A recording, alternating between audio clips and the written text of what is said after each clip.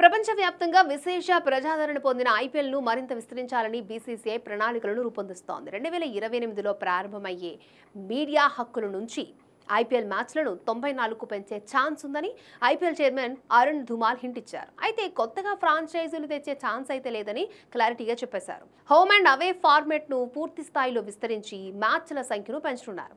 2022లో Gujarat Titans, Lucknow Super Giants రాకతో మ్యాచ్ల సంఖ్య 74కు పెరిగింది. 2025 నుంచి దాన్ని 84కు పెంచాలని ప్లాన్స్ చేసిన బిజీ స్కెడ్యూల్ డబుల్ హెడర్ మ్యాచ్లపై బ్రాడ్కాస్టర్స్ పెద్దగా ఆసక్తి చూపించకపోవడంతో అది సాధ్యపడలేదు.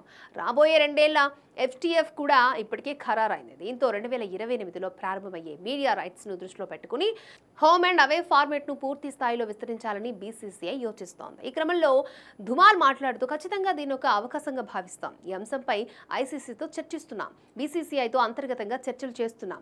మేము ఒక పెద్ద విండోను కోరుకుంటున్నాం. దాని ద్వారా మ్యాచ్ల సంఖ్య 94కు పెంచుకోవచ్చు.